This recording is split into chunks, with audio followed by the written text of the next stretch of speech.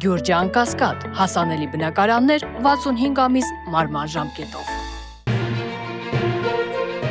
Իրանում լուրջ կասկածներ ունեն Իսրայելի կողմից անձազերծված ռազմական գործողություններին Ադրբեջանի մասնակցության վերաբերյալ։ Հետաքննություն է ընթանում։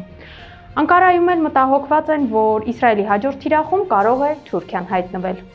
Բարև ձեզ, Փաստինֆոյի եթերում բացմի թողեք հաղորդաշարն է, որի շրջանակներում շարունակում ենք հետևել թշնամու ներքին անցուդարձին։ Հունիսի 13-ից Իսրայելը օդային պատերազմ է մղել Իրանի դեմ, թիրախավորելով երկրի բազմաթիվ ռազմավարական եւ ռազմական օբյեկտներ, ինչպես նաեւ բարձրաստիճան զինվորական հրամանատարներ եւ միջուկային գիտնականների։ Հատկանշական է, որ վերջին 1-1.5 տարվա ընթացքում Իսրայելը կարողացել է օգտագործելով որոշ մուսուլմանական պետությունների, ինչպես Ադրբեջանի, Սիրիայի, Իրաքի եւ Հորդանանի տարածքները, Իրանի ներսում ձևավորելով քնած մարտական բջիջներ։ Գրում է Թոլիշ մեդիա կայքը։ Կայքի փոխանցմամբ կան նաև ոչ պաշտոնական տեղեկություններ թվարկված բոլոր երկրներում իսրայելական հետախուզական ծառայությունների ներկայության մասին, իսկ Ադրբեջանի դեպքում սա պաշտոնապես հաստատվել է, քանի որ Մոսադի նախկին տնօրեններից մեկը վերջերս հայտարարել է, որ Մոսադը ուժեղ եւ հզոր բազա ունի Ադրբեջանի տարածքում։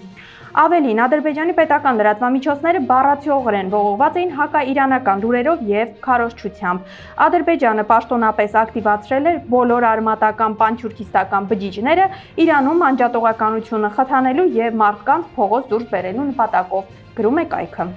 Իրանը ապացույցներ է հավաքում թշնամական երկրների հետ Ադրբեջանի համագործակցության վերաբերյալ, հաղորդում է իրանական Խաբար Ֆուրի հրատարակությունը։ Հրատարակությունը նաև նշում է, որ այս համատեքստում կարևոր դեր է խաղում ամերիկացի լրագրող Սեյմուր Հերշի հրապարակած տեղեկատվությունը։ Իր հոդվածում Հերշը մատնանշում է ԿՀՎ-ի առանձնահատուկ հետաքրքրությունը պանթյուրքական անջատողական շարժումների նկատմամբ տարածաշրջանը անկայունացնելու համար օգտագործելու հարցում։ Թել Ավիվում տեղադրված մի շարք գովազդային վահանակները ներկայացնում են Իսրայելի տեսլականը նոր մերձավոր արևելքի մասին, որտեղ տարածաշրջանի պետությունները հնազանդորեն ենթարկվում են Իսրայելին եւ Միացյալ Նահանգներին։ Կենտրոնում ճարտարապետն է, կողմերում են Սաուդյան Արաբիան եւ Արաբական Միացյալ Էմիրությունները եւ ինչ որտեղ ներքևում կողքի վրա Մահմուդ Աբասի տակ ահաբեկիչ Ջուլանին է, որը կտրել է սիրիացիների գլուխները եւ իրականացրել ալավիների ցեղասպանությունը։ Նահանգները նրա համար շատ գումար են տվել, գրում է Աբաս Ջուլանի թելեգրամյան ալիքը։ Թուրքիայի մտավախություն կա, որ Իսրայելի հաջորդ թիրախում իրենք են հայտնվելու։ Մասնավորապես Թուրքիայում հասարակության շրջանում հարց է բարձրացվել, թե արդյոք Իսրայելի կողմից Իրանի վրա հարձակումից հետո հաջորդը իրենք են լինելու, թե ոչ։ Թուրքական իշխանությունները ձգտելով հանգստացնել մտահոգ բնակչությանը շտապ խոստացել են մեծածավալ ներդրումներ կատարել պաշտպանության ոլորտում։ Իսրայելում հերթական անգամ հետաձգվել է Նեթանյահուի որդու հարսանիքը։ Իսրայելի վարչապետի 30-ամյա որդին Ավներ Նեթանյահուն պետք է ամուսնանար Ամիդ Յարդենիի հետ։ Սակայն Շարոնի ագարակում 1000 հյուրերի մասնակցությամբ շքեղարարողությունը խափանվել էր իրանական զանգվածային պատասխան հարվածների եւ հանրային զայրույթի ալիքի պատճառով։ Ցուցարարները սպառնացել էին ներխուժել արարողության տարածք։ Միջոցառումը հետաձգվում է արդեն երկրորդ անգամ։ Անցյալ տարի հարսանիքը հետաձգվել էր անօդաչու թռչող սարքերի հարվածների սպառնալիքի պատճառով։ Դրանցից մեկը հարվածել էր վարչապետի մասնավոր նստավայրին, երբ նա տանը չէր եղել։ Ադրբեջանցի կիսահրեա օտարերկրյա գործակալ եւ նախկին շախմատիստ Կասպարովը մեղադրվում է Հարավային Սուդանում պետական հեղաշրջման նախապատրաստման մեջ։ Գրում է Թուրանսկի Էքսպրես թելեգրամյան ալիքը։ Կասպարովն ինքը հերքում է իր մասնակցությունը հեղաշրջման փորձին, ասելով, որ ինքը միայն պաշտպանում էր մարդու իրավունքները եւ ժողովրդավարությունը։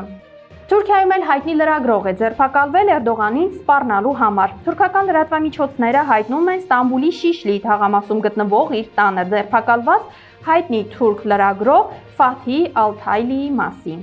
Ալթայլին ձերբակալվել է YouTube-յան իր ալիքում Ռեջեփ Թայիփ Էրդողանի հասցեին ուղղված սպառնալիքային հայտարարությունների պատճառով։ Բաքվում էլ հայտնի ֆրանսիացի է դատվում, իսկ միլիարդատեր Ֆարխադ Ախմեդովը ներգրավված է գործում։ Բաքվի ծանր հանցագործությունների դատարանում տեղի է ունեցել ֆրանսիական Սաուր ընկերության փոխնախագահ Անասե Դերազի դեմ հարուցված քրեական գործով նախապատրաստական նիստը։ Նրա նկատմամբ քրեական հետապնդում է սկսվել Ադրբեջանի պետական անվտանգության ծառայության կողմից փողերի լվացման եւ առանձնապես խոշոր չափերի կաշառք ստանալու մեղադրանքներով։ Հետաքննության տվյալներով Անասե Դերազը գործել է Ֆրանսիայի նախագահի անվտանգության ծառայության նախկին ղեկավար Ալեքսանդր Բենալայի հետ համաձայնեցված։ 2018 թվականին երկու մեղադրյալներն էլ օգտագործելով Եվրոպայի քաղաքական եւ ֆինանսական շրջանակների հետ կապերը,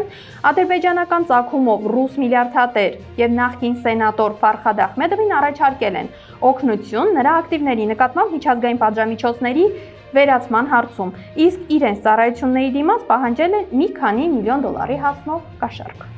Ադրբեջանցի հոգևորականը Աբշերոնում առևանգել է 16-ամյա աղջկա։ Աբշերոնի շրջանի Աշադի Գյուզդե գյուղում 16-ամյա դպրոցական աղջկան առևանգել է տեղացի ախունդը 42-ամյա Թուրաբ Թահիրովը,